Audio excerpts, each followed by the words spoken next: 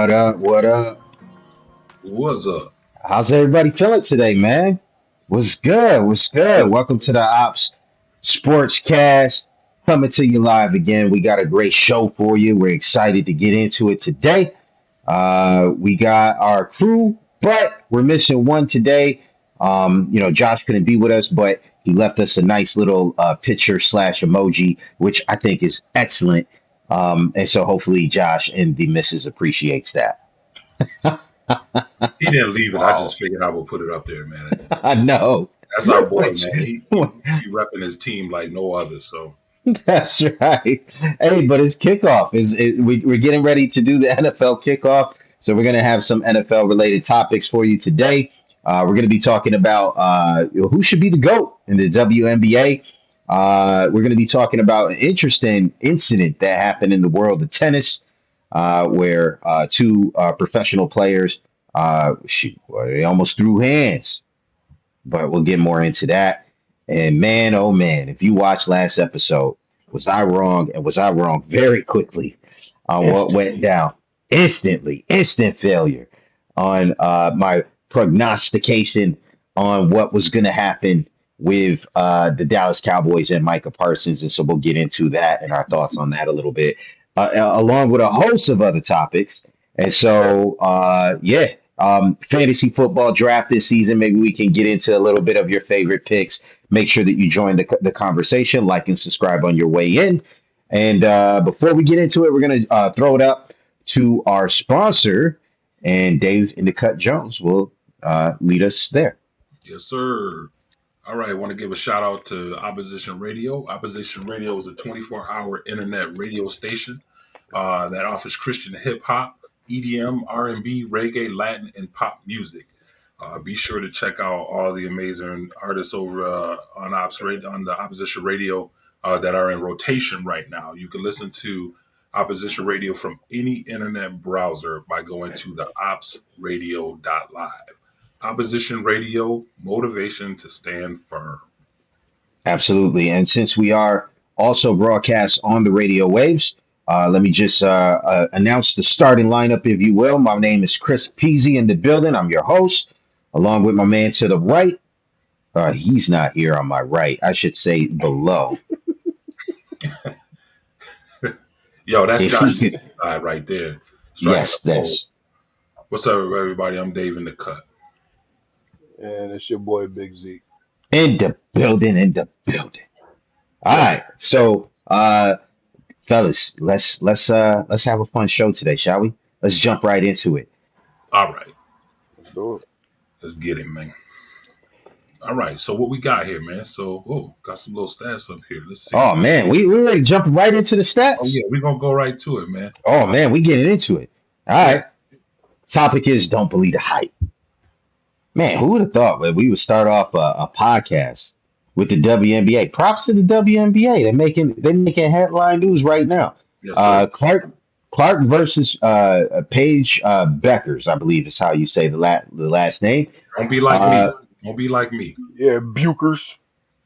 I made myself rebukes. sound old, bro. That's right. All right. So Clark versus Paige Beckers.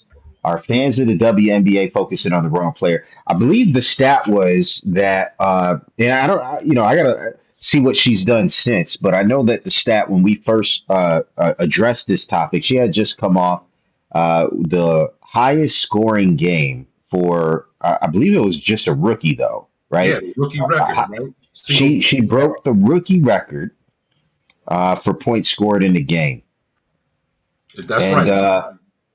and the conversation instantly became within our text group, like, bro, like, why are we focusing on Caitlin Clark? Shouldn't it be Paige Beckers? Isn't she a better player? And so we won't disclose who thought what. We're just gonna vote, or not vote. We're just gonna have that conversation right now. And so is Caitlin Clark overhyped?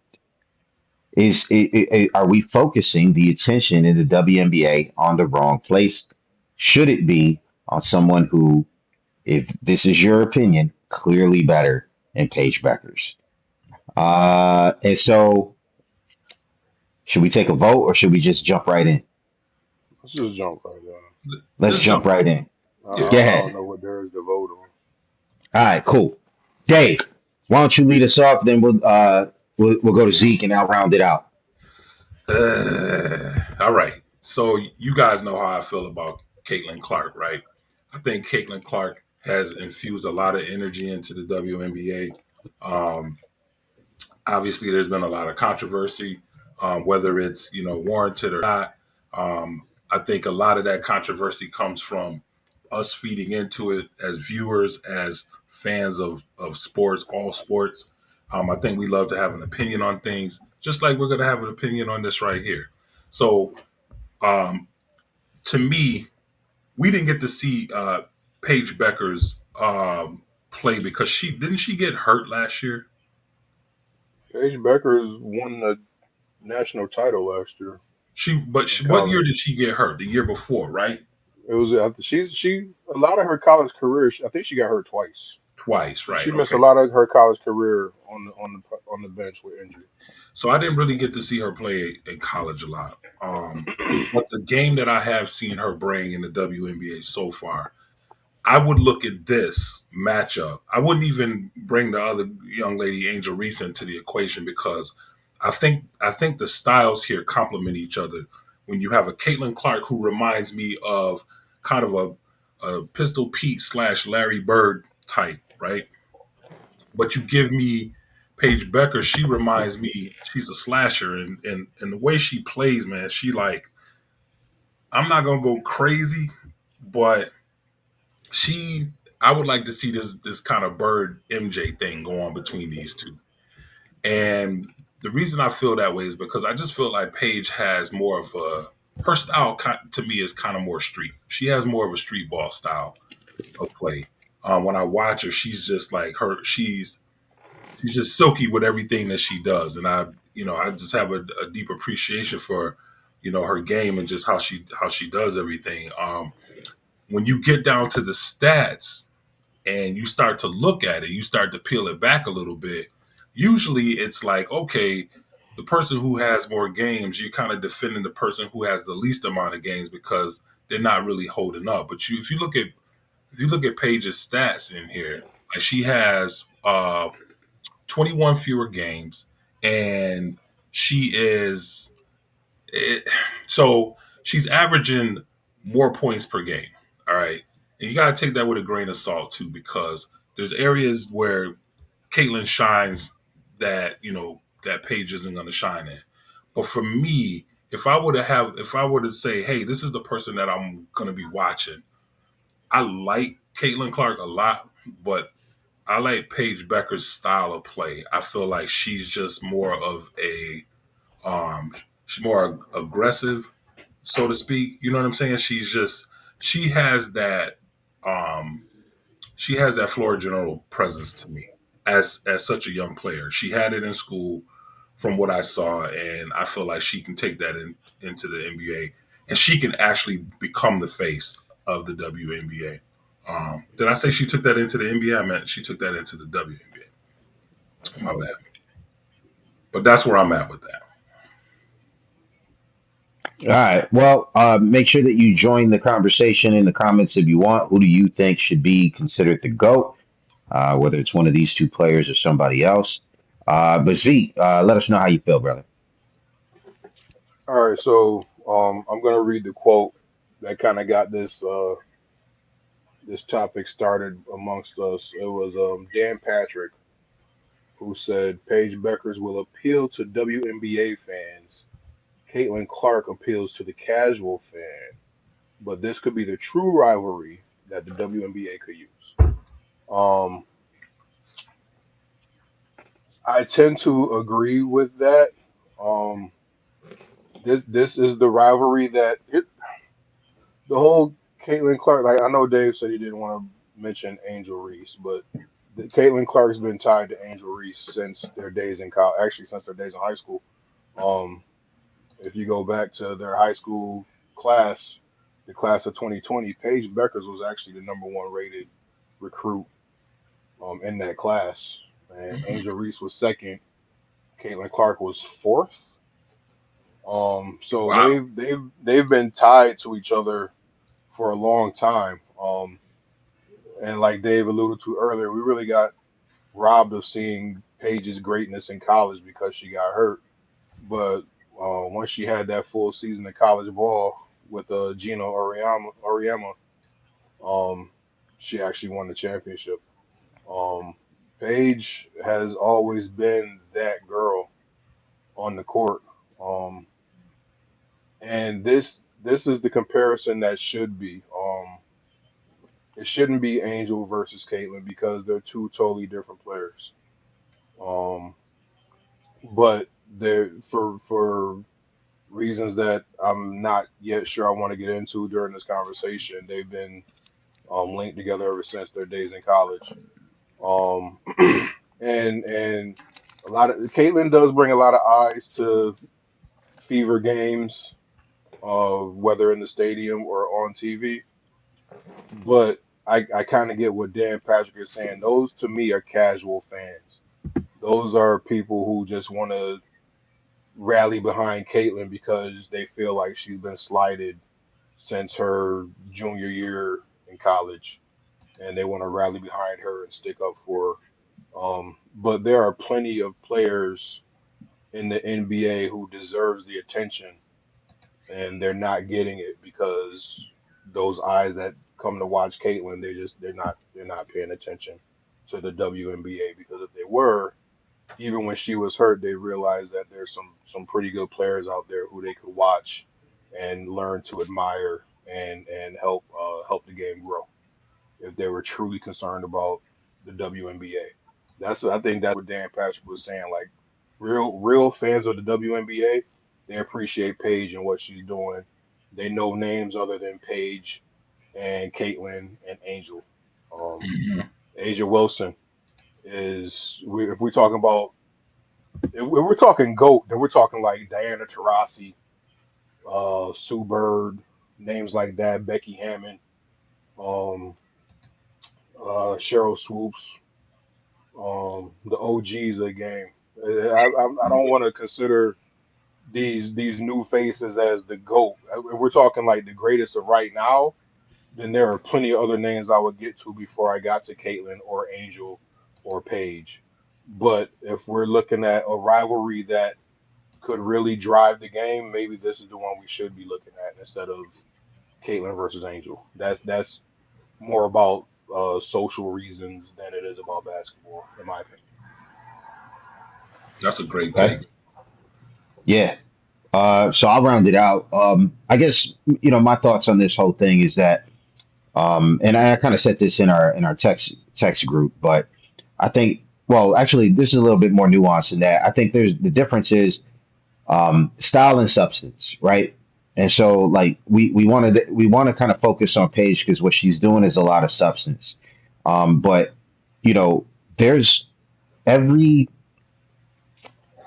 every league needs to find its niche, right? And like try to attract an audience. Like, there's people that love to watch the Harlem Globetrotters when they come to town. People want to go see them play, right? um, because Savannah it's not a Bananas. lot. Savannah Bananas, right? It's a lot of style, and if you can attract them to your stadium, you keep them with the substance, right? And so I could understand both sides of the argument. People say like, "Yo, but the way she plays the game, Paige Becker's, pertaining to her, is a lot better. She's an attacker. She's going to shoot for a higher percentage." Listen, I get all that. I get all that. But that's great when you have, like you were saying, like the non-casuals, like the people that are dedicated to watching your game. But in order to grow those people that are hardcore fans, you need to convert the casuals. Right. But you're only going to get the casuals if you have a niche, right? Or if you have some kind of hook to get them to the seat. Harlem Globetrotters, all these fancy tricks, right? And sometimes that could take a while for a sport to kind of find that. Savannah Bananas, like you were saying, with all the kind of like zany and crazy things that they do. Literally saw them on ESPN. Couldn't take my eyes off the screen. They're doing all kinds of dances and stuff like that. But Mhm. why can't they just be like the NBA? People who are hardcore, maybe feminists would say was they're like, but these girls are doing exactly what the NBA is doing. How come there's not more people in the stands there? And they get all passionate about that. But first off, there's a couple things. One, women don't support the WNBA like they should. They're not coming out in droves like they should, right? And that's their own fault, right? But on top of that, like you need to get the eyes of the same people who are watching the NBA. But what are they watching in the NBA? They're watching dunks, right? They're watching these crazy three pointers from beyond the arc, from step logo threes, crazy crossovers. Even and one had a niche. People were buying their mixtapes. It was crazy. They had a niche. Caitlin Clark brings that niche, bro.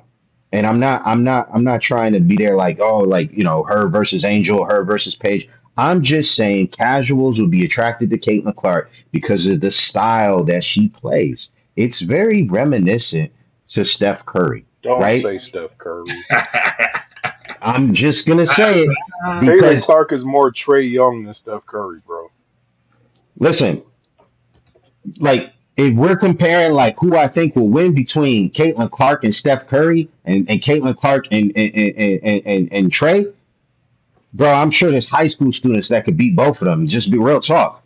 I'm not talking about that. I'm just talking about like on a professional level, like who do I think, the game is modeled after? Like, like when you coming in through the draft, this guy, is 6'1" and he could run a 4 you know what I mean? He's very similar to Tyreek Hill, blah blah blah. You just make these kind of like model comparisons so that way people can kind of understand what you're trying to get at very quickly. That's all I mean by saying like, her game is kind of reminiscent to that. But I can tell you this: none of the WNBA players, no disrespect, game is similar enough right now to that of the NBA. We need to get to a point where all the players are like Paige Beckers in the WNBA because that way you have that kind of substance that right now you're lacking, and so you kind of need more style, I think, right now because you got a lot of people like when they tune on the game. I mean, there's too many highlights I'm seeing nonstop of people just bricking layups and the ugliest forms on their shots and it's air balls. It's not a good look, bro. And so how do you get those people to tune in? You have a hook. Caitlin Clark has that hook, bro. Right? Here's the And thing, what though. I would Before Caitlin Clark, there was Sabrina Ionescu. Like nobody's watching to see Caitlin Clark and Steph Curry in the 3-point contest. It was always we want to see Steph versus Sabrina in a 3-point contest. Sabrina's been doing Steph Curry type stuff when it comes to shooting the ball from deep, and she's been doing it more efficiently than Caitlin. Caitlin's hype all centered around the rivalry with Angel in college. well, was Sabrina doing that in college and drawing a spectacle to herself in college or just in the pros? Yes, Sabrina was a beast in college. Well, see, the thing is that the college market actually has eyeballs right now, and so when people had the eyeballs because Caitlin Clark was actually in the finals, like I think like two times, wasn't she? How many times was Sabrina in the finals? I can look that up for you. Sure, look that up for me. I And got so you. like, Finals in the WNBA. no. We're not talking about College. WNBA. College. How many times she was Oh, in the college finals? Because that's where the eyeballs are, bro. I mean, I'm sure I won't get debate on that. That's where the eyeballs are. And Caitlin Clark was there, and she had the eyeballs on her, and she was doing her thing. And it was her against the whole world because it was like, bro, I mean, the college that she was playing for, ain't nobody expect her to be there, right? And she was doing her thing. And so, like, bro, like the thing that the WNBA game doesn't have right now is they don't have a whole lot of style, and they also need to kind of work on their substance a little bit. What I mean by they don't have a whole lot of style, they're not crossing people over like and one. You see that happen sometimes in NBA games with, Crawford or like, old school Tim Hardaway with the nasty crossovers, white chocolate, behind the back, not knocking the ball like that. So you see some of those players, like they don't have any players that are just completely like break people down to their ankles in the game. And they also don't have dunkers. And so what do they have that's similar to the NBA product? Yeah, they got Clayton Clark shooting logo threes. That style that'll get you to your seat. That's all I'm saying, man. I'm not saying she's the greatest of all time. I'm saying that the WNBA should be very fortunate that they have her, even though they really don't. I mean, they don't even have her for I mean, I think she missed like the last 20 games or something like that. And so they don't. But I mean, if your star players, and this can change, but right now, if your star players are Paige Beckers and Angel Reese, well, they got the two worst records in the WNBA. They're not the star players though. That's the thing. Like casuals will say Page and Angel. Casuals don't know the actual stars of the league because they're watching to support one or the other. And here's And a I mean, and, go go ahead, ahead, Dave. Z. My bad. Go ahead. My No, bad. go ahead, go ahead, go ahead. I was gonna say, to the point Chris just made about, um, them having about their horrible records, right? We could transition that over to MLB. When is the last time the Angels won anything? They had Yeah. they had their poster boy is Mike Trout. Mike Trout is like, he's the it guy. Now, obviously, Shohei Otani has taken over that. Mm, Both of them were on the same team, and they weren't going anywhere. They had horrible records. You got Paul Skeens right now, who's playing on a team. They couldn't hold a lead if you drew it on paper and handed it to them right now. But Skeens is the dude everybody want to see pitch every fourth or fifth night. So the whole thing about the record doesn't mean anything, man. It's the star power. You feel what I'm yeah. I mean, real talk. I think the MLB were thinking they're lucky stars when Shohei decided to leave the Angels and go to the Dodgers because it's more prime time. Because Trout, like for the most part, like he's really good, but he's really like under the radar. I think most people, most casuals, wouldn't be able to like, oh, that's Mike Trout if they don't watch baseball like that. No, but they don't understand the greatness that is Mike Trout. People who would just come in and hear his name and see him, they would hear about all the injuries and stuff, and they say, "Well, why is this guy like? Who is this dude?" You know what I'm saying? It's like, oh, I don't know. He's just like, I don't know. He's just probably one of the best players to ever put the cleats on before he started getting injuries. It's just that simple, man. Yeah, I was just trying to look up something. And what was that, Okay. PZ? Yeah, yeah, you kind of left us hanging. Left us hanging, man. Yeah, no, because it was What's the just that, stat? like, I was just trying to figure out how accurate that was. You know what I mean? Like, because they have like a Q score to find out how marketable a player is. Mike Trout is It's is not marketable at all because he has a personality of a brick wall. Like But they want him. baseball players in general are hard to market. Like They are. They really are. because Justin Verlander up is until more marketable recently, than it him. was they tried to sap the personality out of all baseball players. Like if you saw Rafael Devers get barked at the other day for looking too long at a home run. My man couldn't even get to first base before the pitcher was barking at him and started a benches clearing brawl. Yeah. The like three dudes got ejected before he could even round the bases to finish the home run. Like in so baseball, they killing themselves with that. this may not sound like a big difference to the audience, but it actually is. Like Mike Trout, a lot of people recognized him for a long time as the best MLB player for many, many, many years. And his Q score is like a 22. In other words, 22% of Americans, if you put him on, a random street, would be able to recognize him. I'm surprised this number is so low. Shohei is a 33%, but that's actually pretty high, according to this. Um, and so 33% would be Shohei. So Mike Trout playing for that like underachieving team, never being in the playoffs, to have a 22 is actually pretty good for having not been in the playoffs. So it just talks about his greatness. But I mean, he's not there. He's not there with the elites like a Shohei Listen to this. or an Aaron I, Judge. I'm gonna. I got a rebuttal because just like you said, Michael Parsons wasn't gonna get traded, man. Your word value right now is like, I don't know, man. You Basura. sub zero right now, PZ. So let Hey, me I'm willing. let me I'm just willing to put myself out there though, so take, people respect that. take care of you for a minute, man. Listen to this. Listen to this, bro. This is crazy. Mike Trout's career WAR per 162 games is second only to Babe Ruth. Shohei Ohtani ain't even close, man.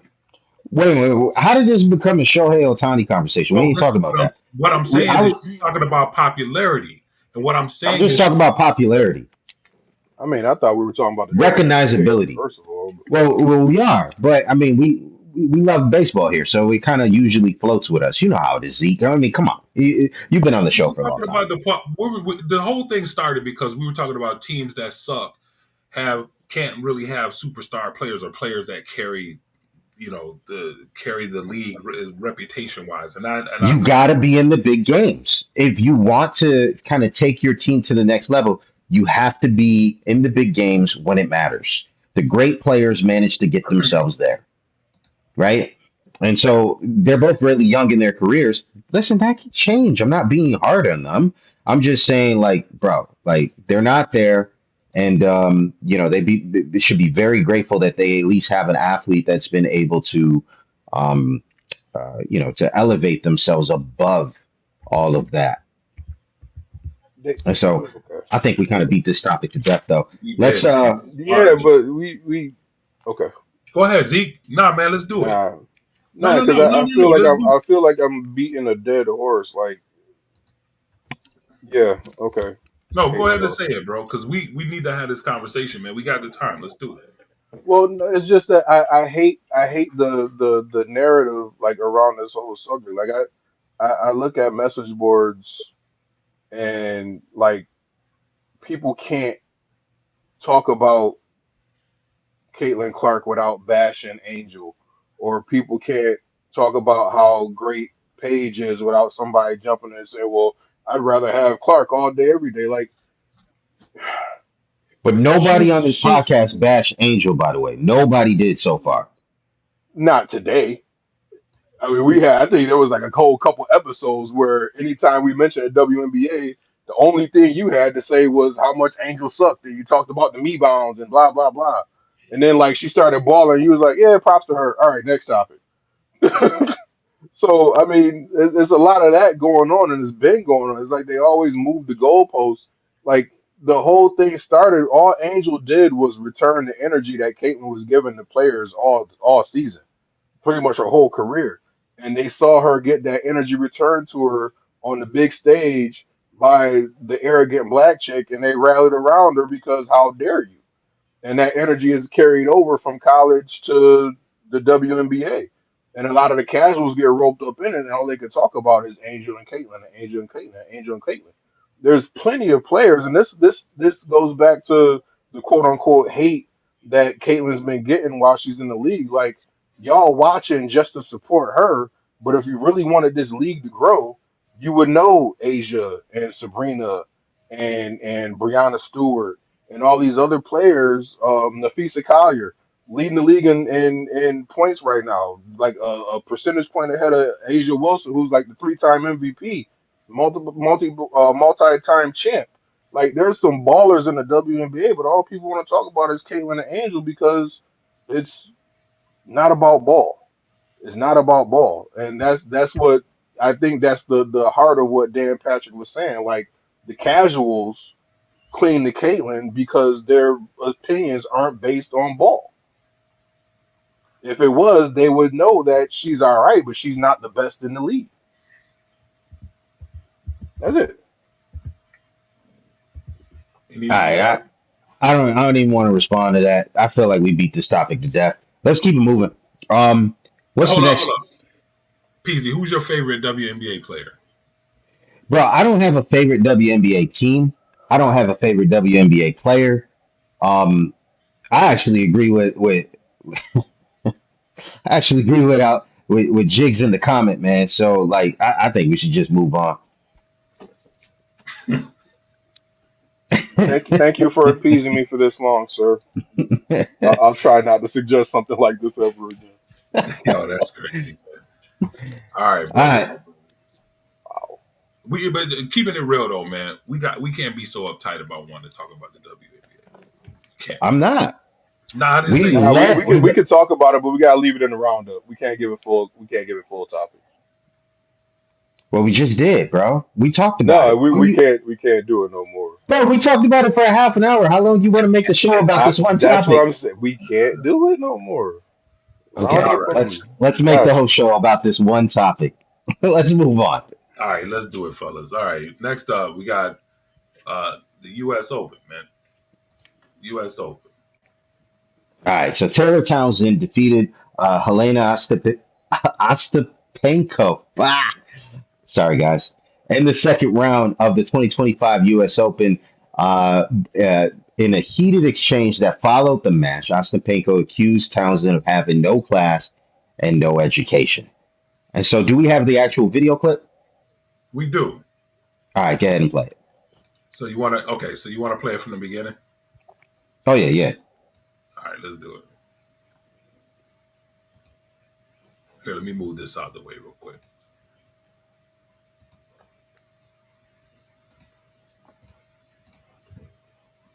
All right, give me 1 second. Let me get it out here.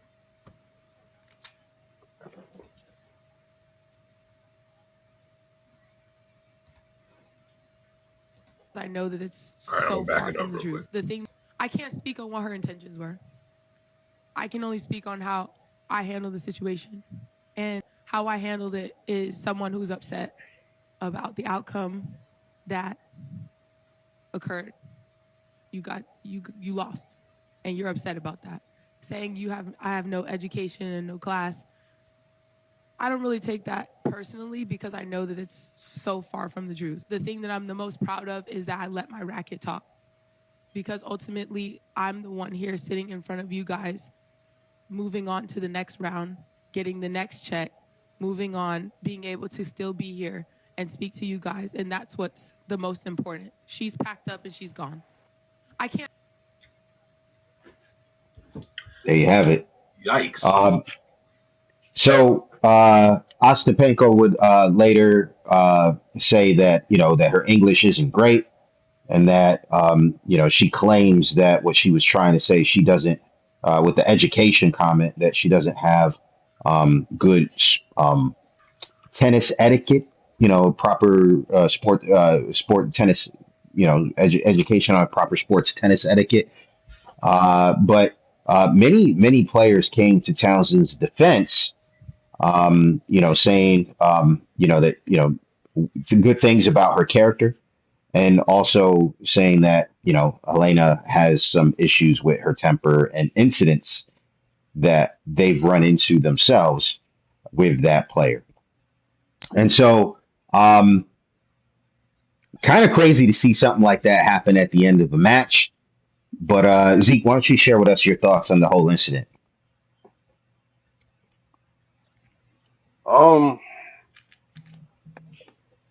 yeah, I love how tennis is one of those sports where um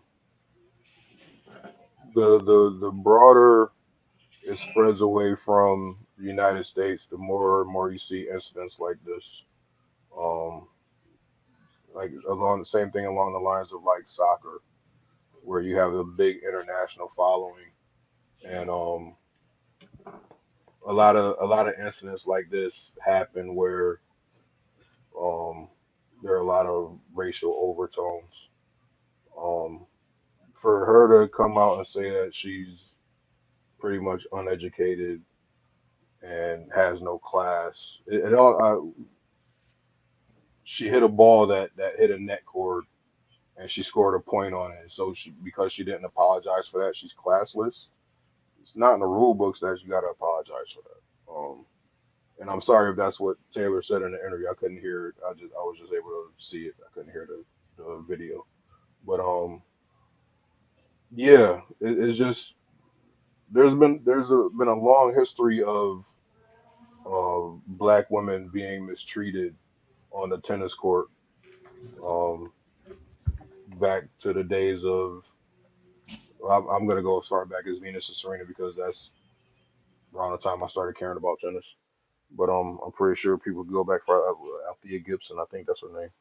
She was a tennis player. I'm pretty sure she had to deal with some pretty nasty stuff back in the days. But Taylor Townsend has had a rocky career herself. Like when she was young, the WTA refused to fund her training because they said she was overweight and out of shape. Um, and I've seen pictures of her from when she was first starting off. She looked fine to me. She wasn't the stereotypical stick figure, I guess, so they didn't like that. But she's been battling, it seems, uphill for her whole career. So for her to get to this stage and have to deal with something like this, instead of just being able to enjoy this run, she had a deep run in the U.S. Open, and she's still playing. She's You might not have heard of her as a singles player, but she's the number one ranked doubles player in the world, and she just went out and beat her idol Venus Williams in a match, in a doubles match. So she's still balling at the U.S. Open, and I hope she goes as far as she can, her and her partner. But this whole incident, it just sucked, and it's easy to hide behind, oh, my English isn't good, and I didn't mean it that way. Well, maybe you need to go the Shohei route and talk to an interpreter, and stop trying to do it yourself, because the optics of it and the audio is just bad. To come out and to say that to anybody, but to not have the wherewithal to say, you know what, I probably shouldn't say this to this person in this moment because it's not going to be a good look for me. You know, that's Out of interesting out because of we, out of the abundance of the heart, the mouth speaks. And for you to come out in the heat of the moment, and that's what you said, we can only take it at face value. That's how you feel. The apology is weak after that. yeah, no, I was going to say that's an interesting comment that you made, Zeke, because we saw that happen last season in the Major League Baseball, where a player actually for the New York Mets, they thought that he said, that my team sucks, and Hmm. he later when he was basically booted off the team, he was completely caught by surprise. No, I didn't say my team sucks. I was trying to say, and it was a interpretation mishap. And now you see a lot of players, like even the ones that kind of understand what the reporter is asking them, but maybe they don't speak very well back. They'll have an Hmm. interpreter kind of intervene. But this situation, that wasn't that. Even if if she had an interpreter, she approached this lady afterwards, and so like listen, you gonna be that bold, you better know exactly what you're saying, or you're going to be held accountable for what you said. But Z, if you could share a little bit with the audience of what might have instigated this instance. You refer to a ball that hit the net. Let the audience know a little bit why maybe Helena even felt that way and why it wasn't warranted. Yeah, so I'm not gonna like claim to be a Wimbledon expert or anything, but from what I've been reading, I guess it's proper tennis etiquette. Like if you score, what they call a net ball, or I think it's a let when you're serving, but a net cord, when you hit the ball and it clips the net and then falls in and you score a point on that, it's considered a lucky shot. And I guess tennis etiquette says you're supposed to apologize for something like that or whatever. And Yelena was looking for that apology, and Taylor was like, "Nah, fam." Um, and she didn't appreciate that. So when Taylor approached her and tried to congratulate her on a good match, she just went off on her and started with the classless and no education rant. And Taylor wasn't going to back down from that. You see, like she kind of said her piece, walked away, and then started whipping the crowd into a frenzy. So that's how it all started. Because she felt like she scored a lucky point and didn't apologize for it. And these unwritten rules, whether it's in tennis or baseball or golf, I hate them, because if I don't decide to follow an unwritten rule, if you wanted to be followed like that, then somebody needs to grab a pen and paper and write it down and make it an official rule. Because if I decide I don't want to follow it, you're not gonna sit there and berate me and belittle me like I didn't just whoop your butt on this court. Take this L, go home, lick your wounds, and try to get ready for the next tournament. That's crazy, bro. Because if I get a base hit that ricochets off the third base bag, I am I'm not not apologizing apologizing for for that. that. Nah, I am running to second. I don't care where that ball bounces. Peasy. And then How many times have we seen a line drive back to the pitcher and the pitcher's like writhing on the mound in pain and blood shooting from his eyes, and the batter's like, "Oh shoot, let me run to first base real quick, yes, and then we can check on right. him." right, I don't know about the blood shooting from his eyes thing, but I get what you saying, No, no, bro. no, no, no. Yeah, I'm running to first base. Like, call me safe. Call yeah, yeah, time. for All right, sure, now I'm about for to go sure. check on him. Yeah, absolutely. But that's how the game is played. Like, I mean, That's how it's played, man. it Life was happens. just the other day, a dude got injured because he ran into a dude going from second to third, and he couldn't drag himself back to second base, and he got tagged out. Like the dude is in pain, man, because he ran to a guy. You gotta tag him out, but Look, that's the Ronald game, Acuna last bro. year when he tore his ACL between second and third base. You think they call a Yep, time in the middle of the play? Nah, let's tag him out and then yep, check on him. What if yep. Scott Norwood in that Super Bowl, instead of missing wide left, hit a double doinker and the ball went in and they won the Super Bowl? You think he gonna get up on the press conference and say, "Oh, my bad, that was a lucky kick"? Nah. Yeah.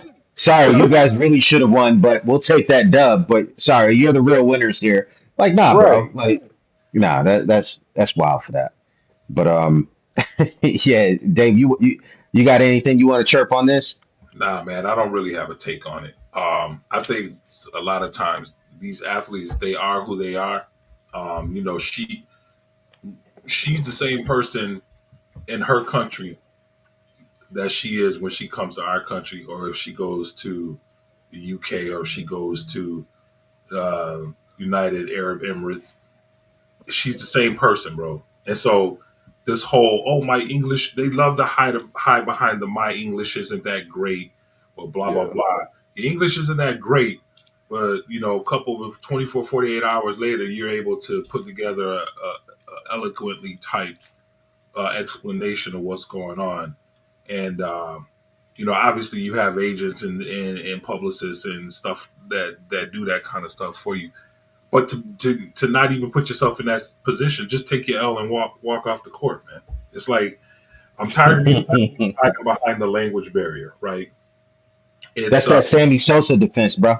yeah, bro. It's like right. No When habla the brother inglés. breaks it down, it's like he could speak perfect English, but then when you know when he's facing judicial committee, he's like, oh, I Right. need my interpreter and act. Oh no habla inglés, you know. So it's just corny, man. So I'm not buying it. This young lady has a history of doing this with people too, man. So that works against her too. So I've already given her way more energy and time than I intended. So you And know, another thing, one last thing that bothered me, like during this whole tirade, she's like she tried to give the crowd at the U.S. Open like the credit for Taylor beating her. She's like, "Oh, you won on the U.S. Let's see you do it outside of the U.S." And Taylor's like, "I beat her in Canada. Like I already beat her." yeah, So yeah, yo, tell Jigs to get off the screen. I normally don't like banning viewers and commenters, but he really grinding my gears tonight. yeah, man. I'm a disagree with this take. I gave him the play because I appreciate our viewers that show up, even if we disagree with what they think. Yeah, you're one of I the appreciate diplomatic the ones like viewers taking the Josh. time to comment. Hey, no Yeah, disrespect to yeah, the you viewers. got you got to fill in the Josh Tuminelli role tonight. I'm not I hear that you, dude. bro. Hey But Jigs, I'm gonna come find you, dude. I would disagree that those sports suck because we all know that golf is far more popular than MMA. So um, Here we go. I'm just saying. If I was running a business, I wouldn't say, "Hey, let's go have a business meeting while we're sparring in the octagon." I'm like, right, "Nah, let's go shoot 18 real quick and seal this deal over 18 holes and a pint afterwards." I'm not drinking, but I'll probably have some root beer. But yeah. That's facts. a nice Anyway, straw man you what's the got next there, by the topic? way. It's a very nice Pardon? straw man you got. I said it's a very nice straw man you got there, bro. It looks Whatever. very nice. The straw man. It's very nice. Whatever. Anyways, let's segue just a Just little bit take because your L and move forward, Yelena. no, because you were talking about unwritten rules. Tell me, like, I know this is not part of the topic, but like, we got to talk about this, man. We really do because we're baseball fans. Did you see what happened in that Houston Astros With Yankees Framber game? Valdez, Yeah, we was gonna get Yes. into that, bro. I was gonna that get dude into is that, man. Oh, I didn't see it in the roundup. Huh? It's not yeah, I in the didn't see it roundup. on the menu Yeah, either. it's in there. It's the last topic that's in there. All Well, right, okay, we'll Y'all, we'll y'all we'll tell we'll people save that. We'll save that. Yeah, let's save it, man, because All right, we'll get cool. into Okay, it. We'll get into it. Let's. All right, like I throw feel up the like next topic. we gave the tennis a little. I mean, not too much time, but it's a good topic and it needs to be talked about. You feel me? Let's go. Let's go. indeed. Let's have a little fun though. We're gonna get into this next topic, right? And Let's do it. yeah, man. So let's give me one second. Let's make Lucito happy. What you want to do? Oh. Yeah, Well, what's gonna make let's them let's talk happy, bro? football. Keep it Football. I thought that was the next topic. All right, let's go to football. All right, so we're gonna transition over here real quick, and we're gonna we're gonna do a little something called show us your faves, right? So, Chris, introduce it, man. All right, so NFL season is upon us. NFL kickoff is actually going to be on. I think they got a Thursday night game, so it's Tomorrow tomorrow. night. They got a Friday night game. Ooh, Do they got a Saturday game too? Saturdays I is can't reserved remember. for college. hope not, bro. Yeah, 'Cause Saturday I think is college. So hey, you got football Thursday, Friday, Saturday, and Sunday starting this week. Don't forget And Monday. so yeah, and then Monday, right? And then for a lot of us, this past Sunday we did our fantasy football drafts. Hopefully you got some players that you like. And so what we're talking about to kick off the season is the fellas actually just decided to pick their favorite jerseys from around the NFL. And I know I picked mines. I'm anxious to see what the fellas picked as well. So you want me to go first, Dave? yeah, you go ahead, bro, because I'm gonna fix this typo in here real quick because it's got to look a little ignorant. So, Yeah. here we go. Top three jerseys. Now, pretty much I picked all jerseys that are a little bit more recent. Um, You ready? I don't know. I think the newer jerseys are I like the newer designs. I mean I'm a fan of some of the classics, but some of the classics just they're classics for a reason. So I took my pictures straight off of the Did you Madden get page these and I from went, Madden, dude? yes, I did because Madden is like the new Because Madden is Google whack. doesn't exist. Yeah, it's just easier to like be there, like, what's that jersey combination I like, and just flip through the options for the teams. And That's so terrible. I picked three options, and one was, bro, how sick is that Cincinnati Bengals white and black print jersey, almost running like a zebra, kind of like, yo, that looks dope, bro. Like He said to zebras me, like tigers can't be white. Siberian tiger, bro. yeah, it's a Siberian tiger, but it kind of looks a little zebra printish to me. But bro, to me that's fire. I don't know what you guys think, but to me that's a dope jersey. But when I think of really good jerseys, like to me, if you got a really really good jersey, it can almost change the culture a little bit, right? And so like when I felt like some teams when they switched their jersey they went from being like scrubs to actually being pretty decent, and because it created a culture. And to me, I can't think of one better example of that than the Seattle Seahawks, bro. Tell me how fire those jerseys were when they really started to accent the green in the eye of that Seattle jersey. That's when the whole Legion of Boom was there, like, yo, these boys are for real. And when you saw that jersey coming into town, you were there like, yo, we gonna have some problems here. And it was because it just felt like a whole culture and attitude shift. Those old jerseys just weren't doing it. Like, I ain't afraid of y'all. Y'all look like scrubs.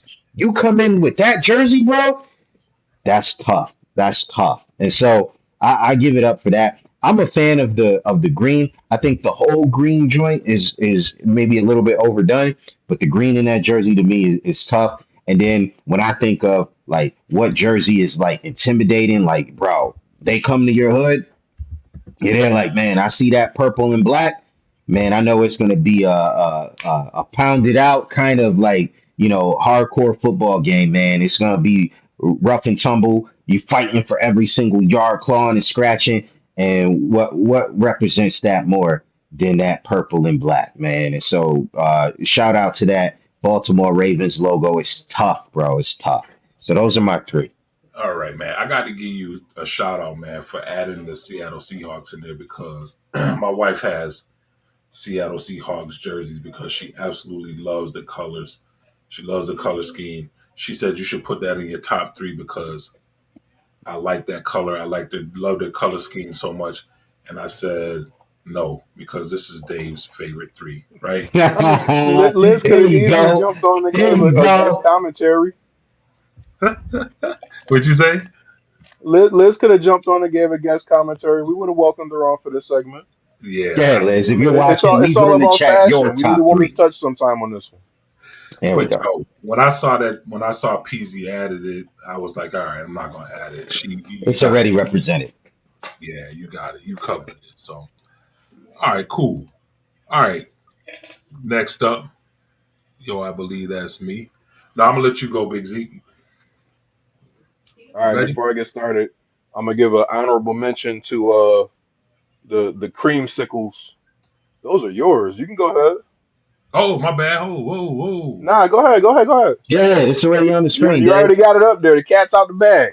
It's out the bag. All right, man. Let's go back. My bad. Go You ahead. good? You good? Okay. All right, man. Let's hit it. So I've always I'm a throwback guy, big time, man.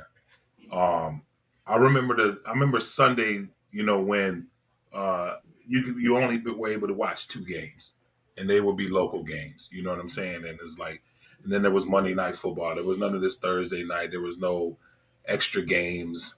There was no Sunday Night Football. You had two games every week, and a lot of people don't know this, but I grew up a Cowboy fan. I was a huge Tony Dorsett fan. Tony Dorsett was my guy. In comes Jerry Jones. He fires Tom Landry, treats him like the redheaded stepchild, and it's the day that I stopped being a Cowboy fan. Because Tom Landry should have a statue outside of that stadium, any stadium that the Cowboys playing right now. That's neither here nor there. I'm a throwback guy, and I used to love watching Earl Campbell in that powder blue just bury his helmet in people's chests, and just there was nothing they could do about it. And those uniforms, man. So I'm a Tar Heel fan, so Tar Heel blue is my thing. Those blues, man, them powder blues, they were just everything, right?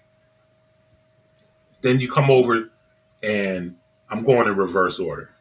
I'm saving the best for last. Yeah. You come over to now. I was torn between the color rush of the Bills or the throwback Patriots. But again, I'm a throwback guy. Had to give it to the Patriots.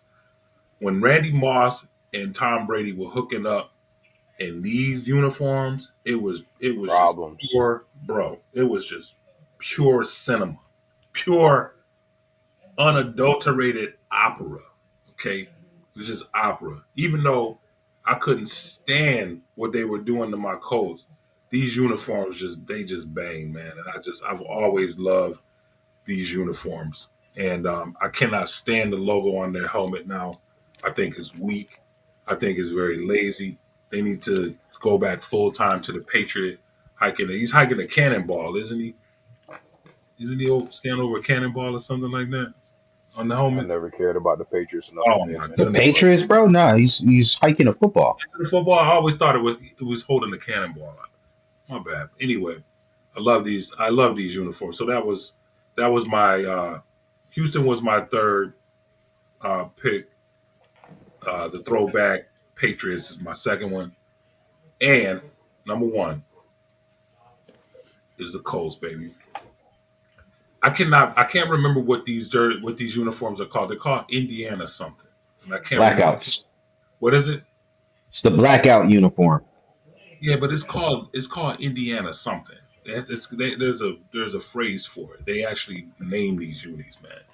But those There's a whole lot helmets, of blue there for a blackout uniform. I know it's called Indiana something, and I can't remember what it's actually called, man. But the I picture just said, know like the marketing they call it the blackout. I don't know if got an official name. "Oh, okay." I'll Gotcha. look it up while Zeke is going through his. And my They bad. send they send me emails trying to get me to buy tickets, and they're like, "Hey, we're gonna be rocking the blackout jerseys this." So Okay. Yeah, I'll look it up when Zeke is going through his list. But it goes without saying, man. I'm a Colts fan. Obviously, you know what I'm saying. Y'all can't see it, but I got Edgerrin James's jersey on right now. Colts, Yes, man. sir. Colts, baby. I don't Colts care. all day, baby. I don't care how long we in the basement, bro. You know, you gotta sit and you gotta stew in it, and I'm prepared to do that, bro. So there Cool. you have my top three uh, favorite NFL uniforms. We got the Houston Oilers at three, New England Patriots at two, Indianapolis Colts. Hey, feel free to share your top three in the comments, but Zeke, I'll turn it over to you. All right, so yeah, like I was saying before, I'm gonna give an honorable mention to the creamsicles from the Yuccaneer days. You know what? I Um, almost picked that one too. I almost Almost. did, and um, another honorable, couple more honorable mentions. That classic Green Bay Packers uniform with the green jerseys and the yellow pants. There's something classic and crisp about that uniform with the big G on the helmet. And I was gonna mention the throwback Patriots. Like if we were just doing like throwback logos or throwback helmets, that probably Yeah. would have been one of mine. But the whole uniform kind of threw it off. But all right, you can go ahead and throw mine up. All right, Daddy, here you go. All right, so number three, I had to throw some cowboy love in there. I was going back and forth between the Thanksgivings and the throwback 75th anniversary one with the big stars on the shoulder pad. I always I got visions of Troy Aikman and Emmitt Smith and Deion Sanders rocking those jerseys. When I was heavy into playing Madden, I would always use those jerseys, whether it was the home or the away. Just that scheme. Uh, but these uniforms they break out on Thanksgiving. I think just because I'm so used to seeing the Cowboys in white because they wear white at home and white on the road, and I'm sick of it. And just to see them don the navy blue every now and then, just this classic look with the white helmet and the blue star, kind of sticks out to me. So that's number three for me. Number two, the old throwback circa 2003 Michael Vick black Falcons jerseys and the uniform. That brings me back to like the Madden 2004 days where I think Madden was like at its peak with the 03, 04, 05 era. But those uniforms, man, when you had Michael Vick and TJ Duckett and Warwick Dunn, um, yeah, those stand out to me. Those always have a special place in my heart. But excuse me. This my number one is a newer selection, and I was kind of This one shocked to surprises me. see that we both chose the Ravens, me and Peasy. But this is their color rush jerseys, with the purple rising logo on the helmet scheme. And I just like this look. Like my favorite colors are purple and black, so I almost went with the classic purple and black Ravens uniform, but I was looking through their combination because I know they've had the all blacks and the all purples before, and I came across this, and I'm like, yo, if I was one of those dudes that allowed myself to have two favorite NFL teams, the Ravens would be my team, and this uniform combination just speaks to me. Like I love it. So yeah, that would be like my favorite one if I was to like play Madden and be the Ravens. I would always have that jersey and that uniform combo. All right. Well, let us know what your favorite is in the comments or which one of ours is, if you agree or disagree. And we'll keep it You moving. want me to sub for Josh? I can be Josh for a second. Go Eagles, ahead. Eagles, All right. Eagles, all day All right, Eagles. number three, we got the Ron Jaworski Eagles uniform, and then number two, we got the Michael Vick with the black jersey and the dark green pants. And number one, I gotta go with Jalen Hurts. Whatever uniform he has on, that's my favorite one. They doing you greasy, Josh. They doing you greasy, man. I'm sorry. All right, poor Josh. Let's keep moving. All right. Um, We love you, Josh. Oh, let's get what no, happened no, today. Y'all good with that? yeah, Yeah, let's do it. Let's do it, fella. What happened today? Let me get him up here. yeah. You want to read it up? Oh, okay, I Yeah, can read this it one. kind of tied into our tennis conversation, but Yeah, I have absolutely it finished does. sauce. Yeah, So it may anger some of the viewers, but that's okay. why would this It'll anger the be all right. viewers? Okay, well here we go then. Some of them hate Well, Becky, because tennis. tennis is boring. what? Oh, because of that. Okay, I like tennis. Yeah, I don't know. I like tennis. Back in 2022, or it happened today in 2022. 23-time Grand Slam tennis champion Serena Williams plays her final match at the U.S. Open, losing 7-5, 6-7, 6-1 to Al. These names, Yeah, man, they're killing me. that lady. Tom Jonovich of Australia in a third round match in New York. That lady. Uh, yeah, these names are just killing me, bro. Uh, also in tennis, sticking with that, 2006, Andre Agassi, old school legend, man. I used to watch Andre Agassi way back in the day. Loses to 112th ranked Benjamin Becker of Germany, 7-5, 6-7, 6-4, 7-5. In the third round at the U.S. Open in his final career match, the eight-time Grand Slam winner finishes with a record of 870 to 274. That is quite the record. That is very Yeah, impressive. Agassi was a beast. That's When I bananas. Yeah. was growing up, I remember my god sister had two posters on her wall. One was Andre Agassi, and the other was Michael Jordan. Hopefully is And when he had the epic hair. oh, absolutely, this was pre bald Agassi. He had the Right. hair and the headband, and The hair was um, epic, bro. I looked up to my god sister. That's my older god sister. So I'm like, yo, if those are your faves, they my faves. So that's pretty much how I became a Bulls fan, and I was low key a Agassi fan. So I hated Pete Sampras because Yo, he wasn't same man, nice. because he would beat Agassi every now and then. But like when you like, I started to learn the players because of the video game, the tennis. I forget what it was called. Um, I don't know. It was a tennis video game and it had all the players in it, and I Was it was Top always trying to Spin beat. or was that before Top Spin? It doesn't sound like it doesn't. It doesn't sound like it was that, Okay. um, yeah, that was my guy. Andre Agassi. I mean, what they had. They had a couple dudes in there. Obviously, Pete Sampras, Von Lendl. I remember, right?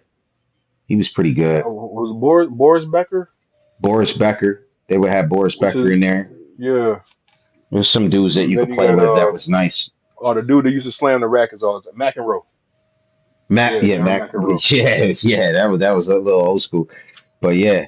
So there's some good memories in there as well. All right, let's go to the roundup.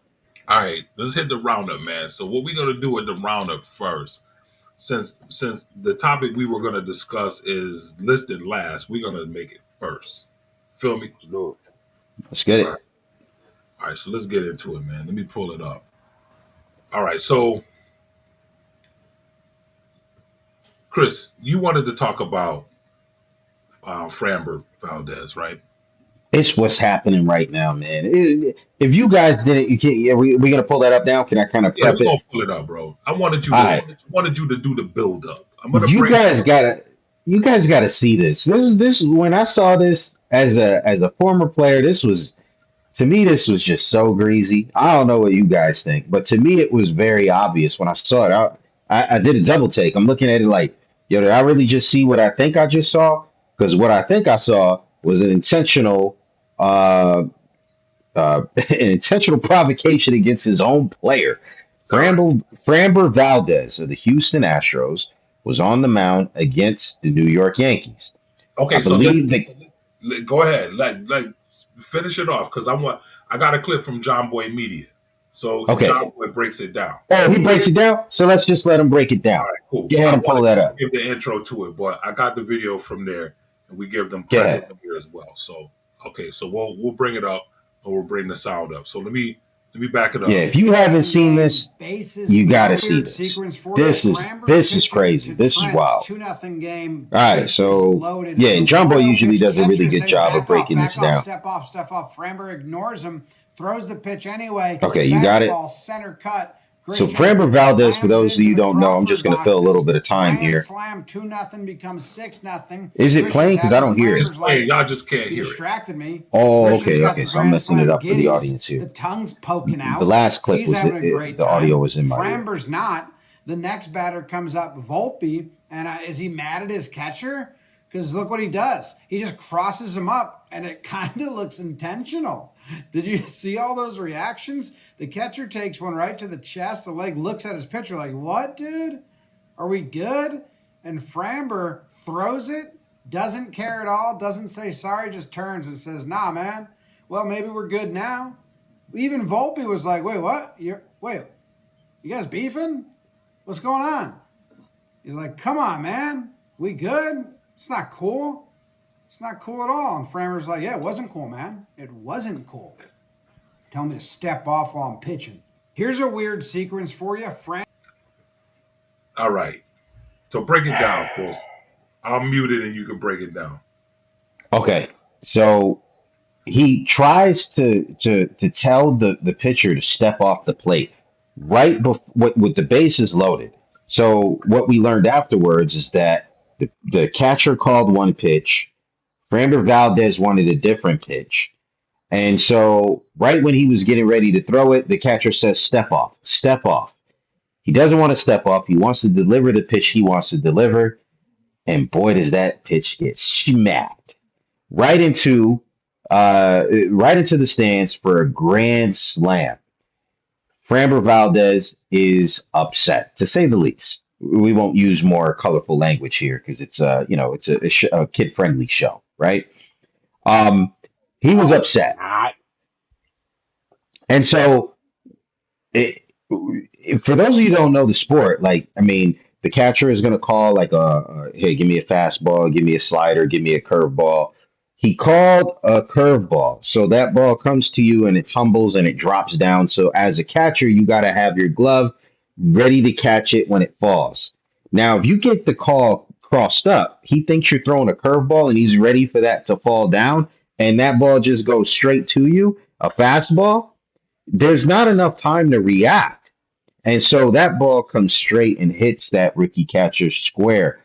Now, luckily, it hit him square enough where he's a catcher, he's got protective equipment on, and no further injury happened. But injuries like that happen all the time. And he could have been severely injured, in my opinion, by that kind of shenanigans, right? And so that's the problem for me. Now, kudos to the catcher. I understand I think he's a rookie and because I never heard of him before this incident, and so he handled it as well as you could, including even after the game, saying like, "Oh, it was loud in the stadium," you know what I mean? So maybe that's why the call got messed up.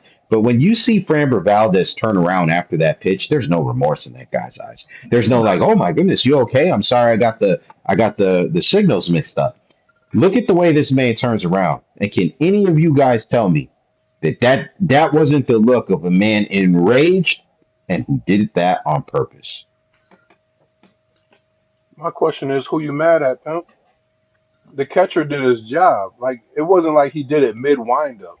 The catcher told him to step off, and there was like a 1, 2, 3 second pause before Framber was like, "Nah, I'm just gonna throw this anyway." Right.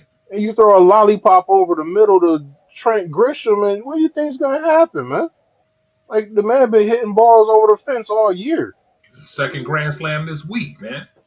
Okay, so like, bruh, this is the major leagues. Who you mad at for real?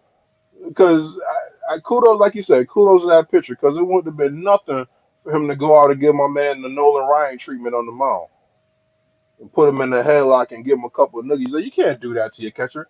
First of all, luckily you threw the same pitch that you gave up the grand slam with. It was right down the middle. But if you hold on to that pitch a little too long, we've seen catchers have ruptured testicles from getting hit with the ball. So like you don't you that ball goes the wrong way. He threw a sinker. That ball bounces in the dirt and catches him the wrong way. That catcher is out for a long time because you want to throw a little temper. That's why pitchers are so freaking soft. Like you can't look at a home run too long. We just had a pitcher run after Rafael Devers while Yeah. he was trying to do his home run trot because he looked at the ball too long. Or now you got, oh well, you told me to step off and you threw me off. Nah, you should have stepped off like he said. The catcher is the captain of. I mean, yeah, he might be a rookie catcher, but he's back there for a reason. If he's telling you to step off, all right, step off, get your lines straight, have a little meeting on the mound, tell him now I really want to throw this pitch. All right, cool. He told you to step off for a reason, and you just ignored him and threw a lollipop down the middle that got rocketed into the Crawford seat. So, Got yeah, rocked. who you mad at, bro? Come on. You know what's funny? If Well, anyone should have been mad, it should have been the catcher. You made us lose the game because you didn't listen Absolutely. to me. You know what I mean? And this dude is Like the dude throwing the your tantrum. ego caused you to take two L's. Your ego wouldn't have you step off and change the pitch because I wanted you to throw another pitch. You really wanted to throw this pitch. All right, whatever, throw your pitch. Boom, grand slam. Now you mad at me David, because you want to throw a 93-mile-an-hour sinker at my chest because you gave up the grand slam. It wasn't my fault. David, if you was the manager of the Houston Astros and this incident happened under your watch, what would you do? um, I would have a talk with with Valdez, bro. I would. Now they're grown men, you know what I'm saying, and it's hard to be like, oh, we're gonna fine you for that, but um, there really needs to have a conversation needs to be had with that because you can't just let it slide because then it's a situation where this pitcher is taking the situation into his own hands. He's potentially he could potentially hurt uh, his rookie catcher. Okay, not only that, he's not going to pull that with a veteran catcher. I could promise you that he's not. He's definitely not going to do that because he'll be eating his teeth. Um, Facts. and that's why he did it. He did it. He. What do they call it? Like what do they call it when he big broed him? You know what I'm saying? It's Yep. like, but you can't turn a baseball into a weapon, especially against your own teammates, man. That's completely ridiculous. So a conversation would be had with him, and it would be the messaging would be very clear that it won't be tolerated, and that there would be actions for consequences for his actions if anything like that ever happened again. So Yeah, bro. I know, like for me, I would have done two things if I was that catcher. I would have threw the ball back immediately because immediately he turns around, and so yeah, I would have pinged. He would have got pinged right back. Oh, I'm sorry. Like I thought you were ready to receive the ball. I always throw the ball right back after you throw it. I would have done something like that. Or this man's ERA would have ballooned to like 11 because every single pitch, I'm like, fastball left hand side, fastball to the right, curveball coming. You know what I mean? Like that. That man's ERA would have. He would have got a terrible next contract because they're like, bro, but your ERA this year was over 8, bro. From that game alone, it would have been a wrap, bro. So like I crazy. don't know, but that is crazy. But that's topic number one. Let's keep it moving in the roundup. Um, what we got next? Let's see, man. So obviously we know the big news is Michael Parsons got traded. Um, Ugh. so that's a pretty big deal. He got traded to the Packers, and I think my notes here say that uh, Chris Peasy guaranteed that Parsons would not be traded. Um, and that theory kind of like fell apart at the seams. So I kind of wanted Bro, to, that was epic fail. I appreciate you putting me yeah, on blast so that way I could eat crow here. yeah, a little bit. Um, It's okay. Dave, just a you got little the bit. video? I was Nah, going to nah, flip it, bro, but nah. I felt like mentioning it was enough. Dang, We you don't should need have put that. the We video. don't need that. We don't need that. He's Yo, our when y'all primary get a source, chance, so go you to the have to care. Facebook page and check out the video. Yeah. Yeah. You guys gonna do that. But for right now, we're gonna stay live on this.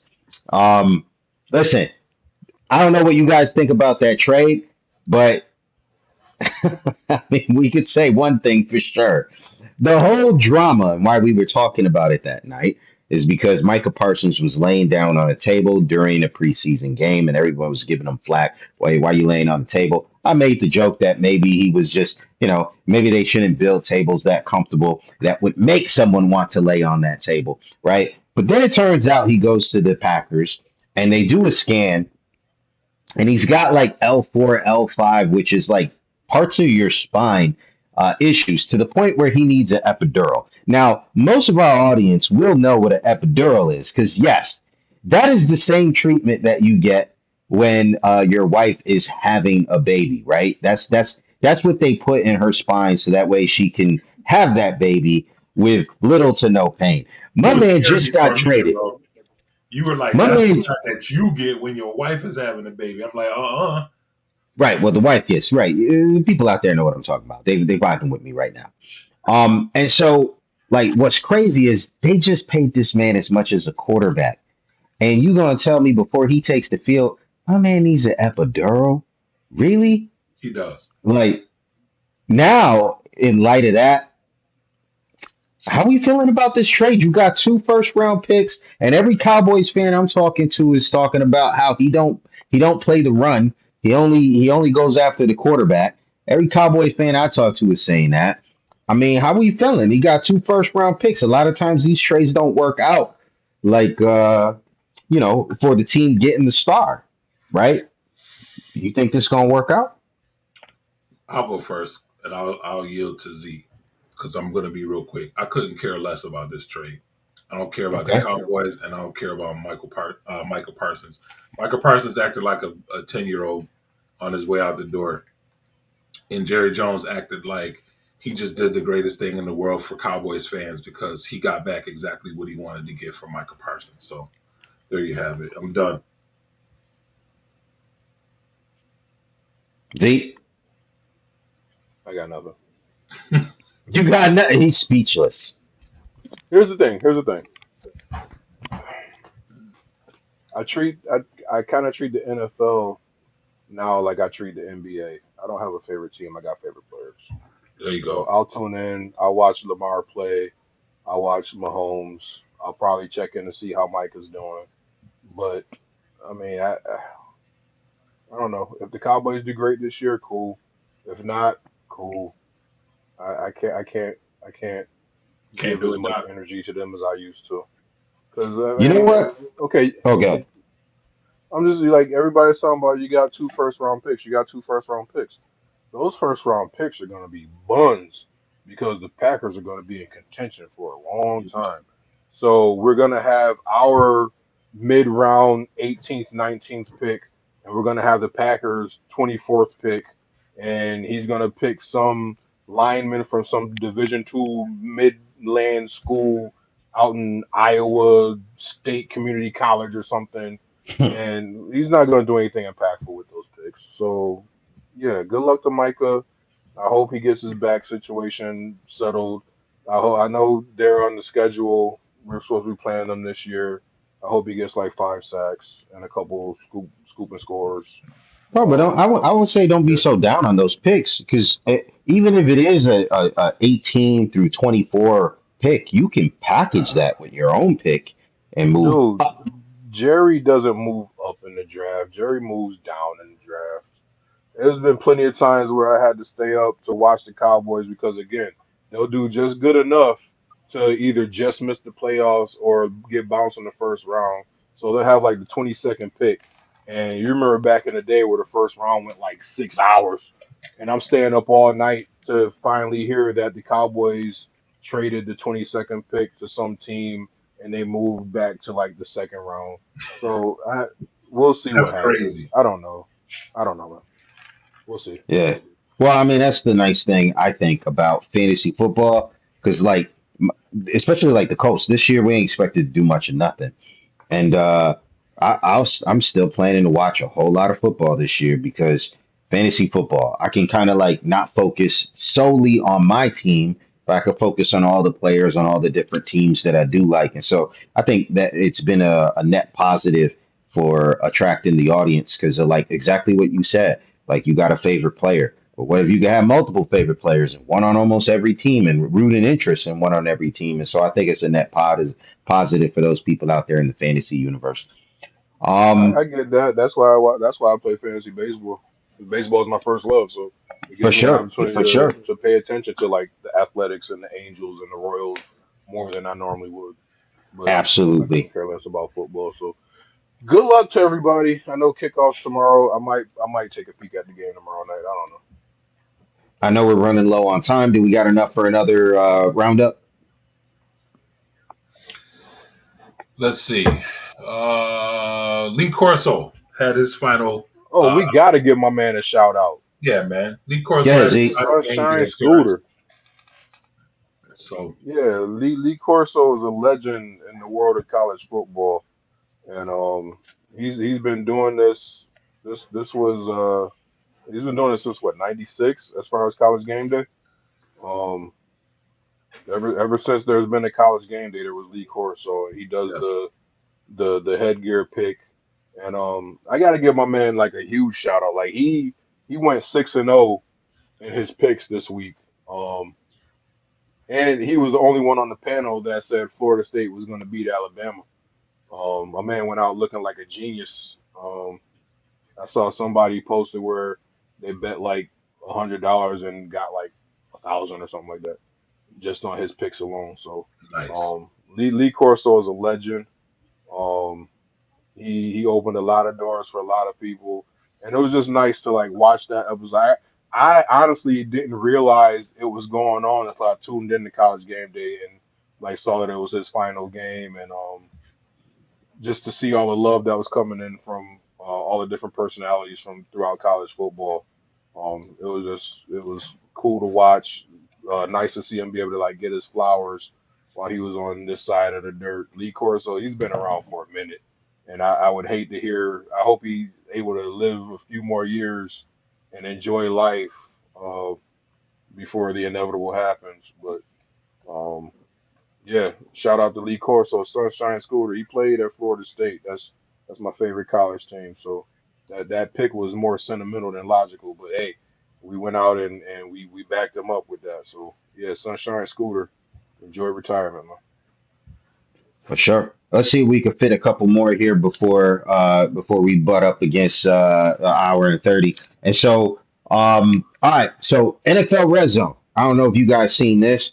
NFL Red Zone, since the whole NFL essentially is like owned or not owned, but like they kind of own a piece of ESPN now.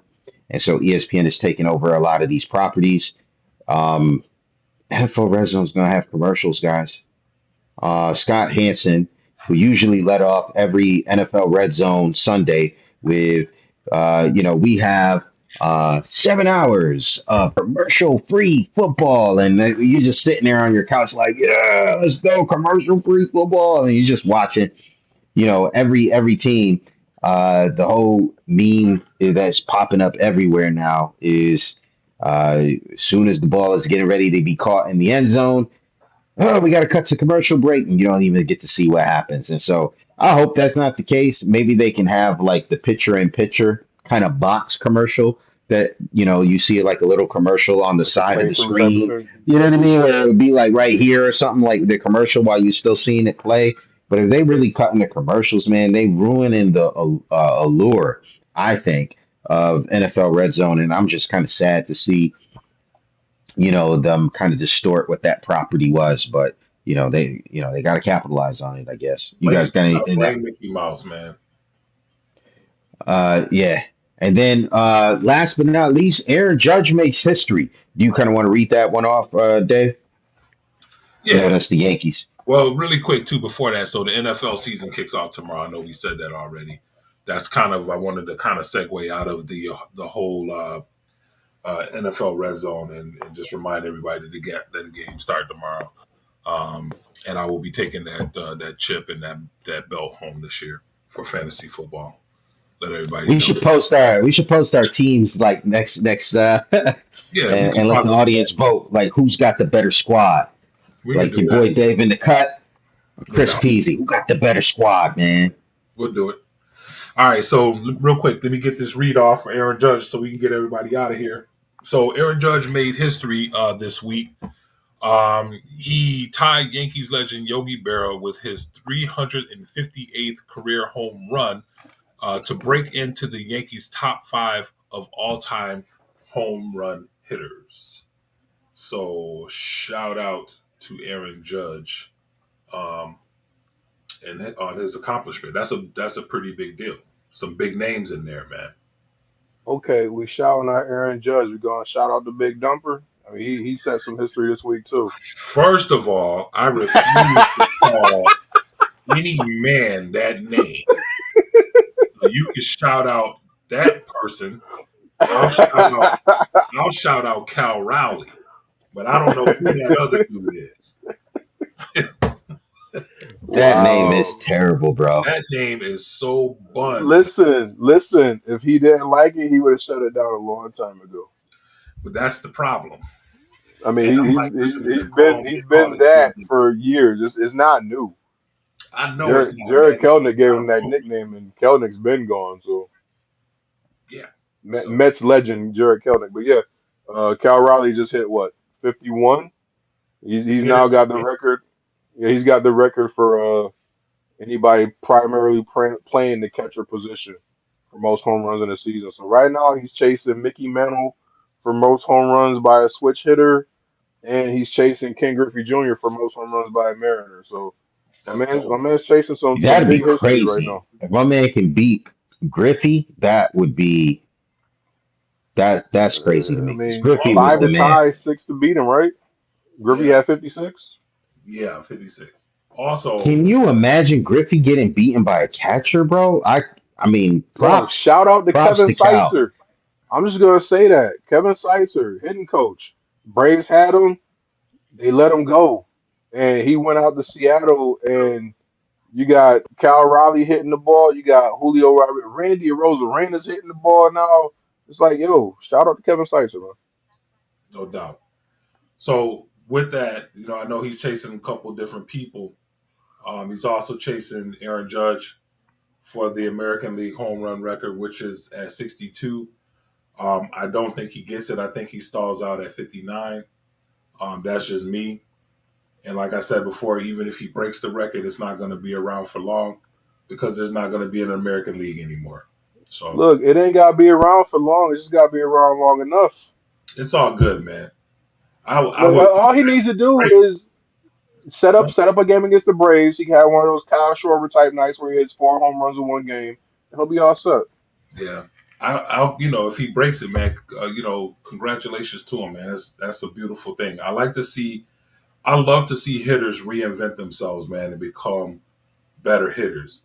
The cat that used to play for uh, that got punched in the face at second base, Joey Bats. Oh, Joey Bats. Yeah, Joey Bats reinvented himself, man, with his swing, and he became a whole different hitter, man. Everybody thought he was Yeah. on roids. He just changed up his swing. Shout out to Joey Bats. Joey Bats follows me on Twitter. Okay. So, anywho, uh, That's let a me throw burner it. account, man. That's not him. Huh? I Not, said that's a burner account. not. It's definitely him. Because somebody asked him, they were like, "Why do you follow so many baseball fans?" He was like, he goes, "Well, if I want somebody growing up, I didn't have like when I try to talk to people, they didn't listen to me, and they used to drive me crazy." He's like, "So when people have something to say, I like to listen to them because people didn't listen to me when I was younger." So I thought That's that was what's up. pretty cool, man. Because people were cracking on him because he follows so many people. His teammates was getting on him because he's just following Joe Schmoes and whatnot. So, um, but I think that's all we got, fellas. Let's see. Oh, one quick thing. No, Naomi Osaka defeated Coco Gauff in the U.S. Open. I don't know where she is right now, but it doesn't matter because everybody hates um, tennis anyway. So Hey, we lost Chris. This our time to shine, yeah, Dave. so it's time to go. So, We can't hear him. Oh, we made our whole episode on tennis, so dang, it's like it's all crap. good. He came back. Now, Yeah, shout out to Right. Naomi and shout out to Coco. That I think that was fitting to see those two in light of everything that happened with Taylor Townsend and Yelena Ostapenko. To no see those doubt. two shine, and I'm hoping Naomi's rounding back into form. Like she had the episode with the mental health and everything, and now she's a mom. So I think she mentioned like that was the most fun that she had in a while on the tennis court. So hopefully she's getting back to her dominant ways. Indeed. All right. Well, I'm going to be getting back to my dominant ways in fantasy football, and unfortunately for Dave and the Cut Jones, he's going to have to be on the brunt end of that. So we feel very bad for him. This dude tried to make a trade with me for my number one pick. So Dave, what would it take to get I was like, it would just take you admiring my roster. That's it. I want to get my number one pick, man. Trying to sweet talk me. Wow. All right. Well, Trying to have pull a that good night salesman out move on there. me. Hey, we'll see you guys back here next week. Make sure you like and subscribe and share. And thanks for joining us. Have a good night. Yes, sir. Deuces. Peace. Peace.